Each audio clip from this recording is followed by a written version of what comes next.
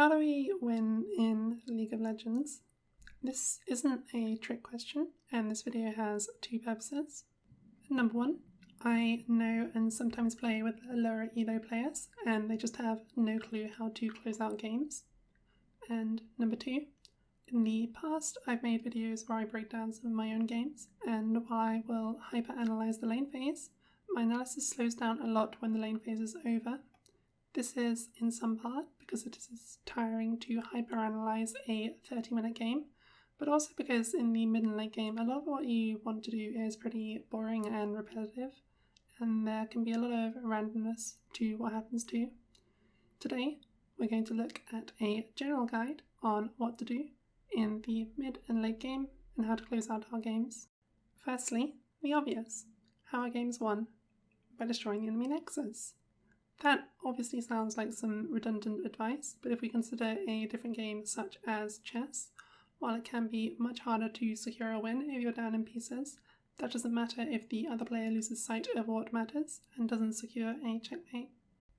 It is nice if you take enemy pieces for free, or if you get a pawn to the end of the board to upgrade it to a queen, but if you tunnel vision on that while the enemy sets up a checkmate, it really doesn't matter. In a similar vein, sure, it's good to get dragons and kills, but if doing so would mean taking a bad fight or letting someone slip push into your base and take your nexus, then it really doesn't matter, you just lose. So, let's talk about two things. Number one, the value of objectives, and number two, win conditions. Let's talk objectives.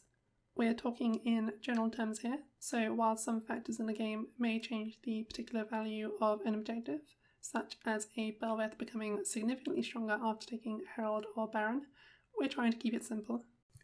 Dragon. Individual dragons don't really actually matter, as odd as that sounds. The soul you get for taking 4 of them is quite powerful, but the individual stats a single dragon will give isn't that much, and a lot of times stats won't even be used particularly well by every champion. If we consider an Infernal Dragon as an example, 5% AD and AP is shockingly little, especially in the early game.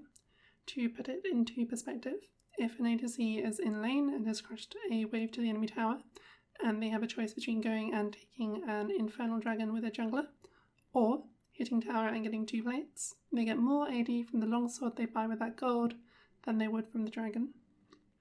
The stats you get from individual dragons are nice, but they should never be something you force a fight over unless you are highly likely to win. And you should generally prioritise taking other resources first instead of taking dragons. Dragons do get impactful if one team gets the soul, to the point that if you're behind, there's generally more value in stalling out the enemy's soul for another 5 minutes, rather than the stats you would get. But at best, the stats you get from dragon will be ones that you can't easily itemise, and so with all this said, does this sound like something to force a losing fight over? If you're not strong enough to be able to easily win a dragon fight, if you're not able to get there first and set up and get good vision control, if you have something more valuable elsewhere on the map, it is fine to make that trade. Herald is pretty simple. She does 2 things. One is she's a way to make a lot of gold, particularly if tower plates are up. 2, she brute forces a push in a lane. There's not much else to really say, particularly if you're not of a rank where things like pressure and map control matter much, but her value is either going to be in the amount of gold she gives, or in taking structures you would otherwise be unable to safely and easily. Baron is the way to get a lot of gold and take structures. The combat stats that Baron gives are pretty mediocre, and instead it is the 3 minutes of difficult to answer pushing power that is most of the strength of Baron, although the enhanced recall does also help against the threat of being backdoored. This is why in pro play, if one team takes Baron, a graphic will pop up tracking the gold generated by the product placement Baron power play. The goal with Baron is to buff up minion waves and siege to generate gold and pressure, and because only one Baron buff is necessary to buff a wave, if you are able to split up and pressure 2 or 3 lanes at once, you get more value out of the buff. Elder Dragon is the last neutral objective, and it provides the strongest combat buff in the game, since it increases the poke and teamfight damage of the holder, as well as effectively reducing the enemy's max HP by 20%. The value in this is pretty self-evident. Of course, neutral objectives aren't the only objectives in the game, so let's talk about inhibitors and towers. Inhibitors essentially remove the need for you to be in a lane, and so it'll naturally push by itself with super minions. This allows you to pressure elsewhere on the map, since someone on the enemy team will have to hold the push in that lane, allowing you to have a numbers advantage elsewhere. This is generally good, but do be wary of taking inhibitors without there being something else to take on the map, because for 5 minutes you are removing a lane that your team can farm and spoon-feeding safe farm to the enemy team. Towers are more complex since there are multiple different types, and mid lane towers are different to side lane towers. As a general rule, taking towers is about the gold you get and the removal of vision and safety for the enemy.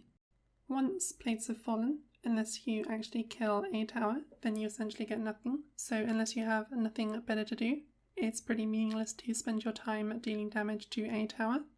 Inhibitor and Nexus turrets do regenerate health up to a threshold, but even then it doesn't matter too much unless you're able to threaten them properly to take them down. A turret with 500 health is just as capable of doing its job as one that is full health, and if you spend 10-15 seconds damaging it but haven't killed it, then you haven't cashed out. You don't get gold and you haven't taken the turret off the map. There is a difference between top and bot lane in terms of where you want to fight around, but it's minor. Taking turrets on one side of the map makes that side less safe, but being able to take an inhibitor on one side of the map gives you greater pressure on the other side of the map. For example, if you're looking to pressure Baron, in general you should prioritize turrets in top lane over bot lane, since you'll be able to better control top jungle. But if you're able to take an inhibitor in bot lane in preparation of a Baron fight, then it forces someone on the enemy team to go bot lane where they can't easily participate in a Baron fight without a global or TP. Additionally, side lane tier 2 towers give a lot of gold when taken, and this is because they are riskier to take and they don't give as much map control as mid lane towers do. Taking mid lane towers gives you considerable control over both sides of the enemy jungle and allows you to set up better picks. Lastly, in the mid and late game, minion waves themselves should be treated like mini objectives, since just like in the early game, a lot of the mid and late game comes down to playing around minions. It is nice that they give gold and experience, but at this point in the game we care more about the space and vision they allow us to get, and they also help with the jobs that we really don't want to do ourselves. For example, it's not really worth the time or risk to set up in a lane and try and take a tower that hasn't been damaged, but if it's been taken down below half health by minions, well, we've done other more worthwhile stuff. In that case, we can kill it in a matter of seconds before the enemy can answer, and it's very efficient. A lot of mid and late game macro comes down to quickly clearing a wave before rotating, particularly if you do this before the enemy does, so they are on the back foot. So, now that we know the value of each objective, what now? Well, it's tricky, especially since League is a team game and we only really have absolute control over what we do, but in general, if we're winning, we want to extend our lead and force the enemy to take bad fights, and if we're losing, we want to stagnate the game and capitalize on mistakes that our enemy may make. Additionally, both teams should prefer to be proactive and make plays first, since otherwise you are handing control to the enemy team. Extending leads comes down to taking more resources than the enemy is able to. We don't want to waste times on things that give us very little, and particularly not if it means we're in a situation where we're more or less going even with the enemy. If we are ahead and we decide to take a minion wave but let the enemy take a minion wave, we're getting the same amount of gold as the enemy is, so the relative lead we have over them is shrinking, and we want to avoid this. Instead, our goal after the minion wave should be to look to take something else while the enemy waits for the wave to come to them and farm it. This window, also known as tempo, is very good for extending leads, and our goal when ahead in the mid or late game is to get a tempo advantage and look at how we can convert that into a concrete lead. For example, you can take a minion wave in mid lane and then join with your jungler or support to get vision control over the top side of the map in preparation for Baron. The enemy is not able to safely do the same because someone needs to stay and collect our minion wave, so the enemy team lacks the numbers and or time to go and get vision control. When the next wave comes in 30 seconds, you're able to quickly clear that too, and do or pretend to do Baron, which puts the enemy in a lose-lose scenario. Either they walk in blind into a potential trap, or they give Baron for free. Inevitably, there will be times where you as the winning team will need to split up, since you can't really move as 5 to every lane, but at the same time we don't want to throw our lead, so how do we do this? The general principle, as with exploiting a tempo advantage, is to ensure the enemy is in a lose-lose scenario. If someone is pushing a lane, but the enemy is able to respond without losing something significant elsewhere, that is wrong. As a team, you want to be synchronizing pressure, so if someone is split pushing, the rest of the team is in position to take something significant at the same time. That way, if the enemy commits or tries to commit onto the person who is splitting, then there can be a trade elsewhere. And then finally, the third main rule is that you want to avoid risky plays. You are stronger, and you want to exert your strength. You should not have a need to take fights that could throw your lead. You will have the position and the capacity to set up plays which are extremely favourable to you. So if the enemy tries to contest you at Baron or Dragon when they have no right to, just turn and kill them, rather than risk a 50-50 smite fight. After all, if you're winning and you kill the enemy team, then you can usually just take that objective for free afterwards. So what if we're behind and we need to squeeze out a comeback? The most important thing is to not tilt, because there's a good chance the enemy team has no clue how to actually capitalize on their lead. You have to be playing against good opponents to have most or all of their team know how to play their particular role and cleanly close out the game. Obviously, it's bad to be losing in the first place. We should still want to win lane and be in control, but it's inevitable that you get games where the early game doesn't go our way. We need to change our mindset to be patient and okay with trading resources evenly, because it is for the enemy team to capitalize on their lead, and we need to stagnate the game until they mess up. It is okay if the enemy gets a dragon or two. You'll probably only feel the heat if they actually get soul. It is okay if the enemy gets Baron. Most of the buff is in the pushing power, and the buff is on lost on death, and there are ways to cope for those 3 minutes. I see players in Masters that lack the discipline to pressure their advantages cleanly, so if you're in Silver, then it is guaranteed they'll make silly mistakes like sit in a lane where they've taken the inhibitor. I'll say it again, going even when you're behind is good. We don't want to force fights or let the enemy force fights that we cannot win, so we need to be disciplined and okay with letting some things go. The actual problem of losing objectives when behind tends to come with losing a team fight around it. So if we don't take the team fight in the first place because we cannot win, we don't actually lose that much. And that assumes that we do absolutely nothing in response to the enemy taking an objective, which isn't always the case. If you know that the enemy will be at Dragon as 5 people, then that means that the rest of the map is up for grabs, and this concept is known as cross-mapping. An extreme example can even be that the enemy tunnels so hard on getting Dragon that they forget Baron is an option, and let the losing team trade Baron for Dragon.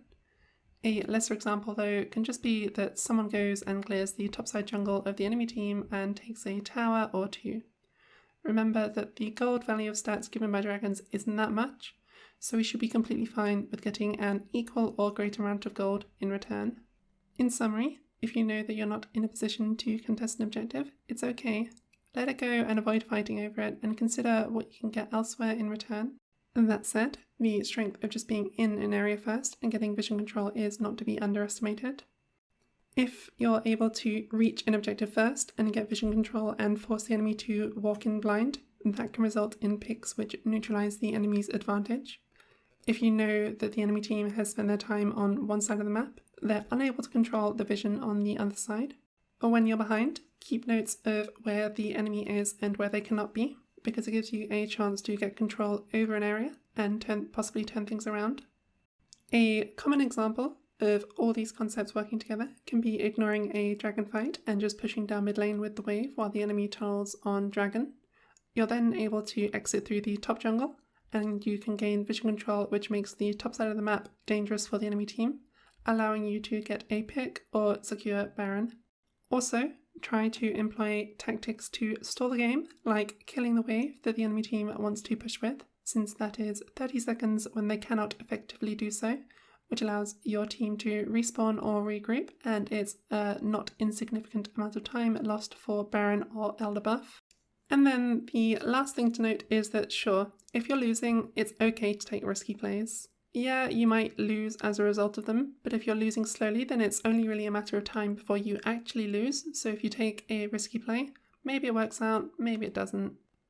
I hope this helped, but to go deeper into what a particular champion and a particular role wants to do macro-wise in the mid and late game is beyond this video, and I'd encourage you to look that up since it'll depend on too many factors for a general guide.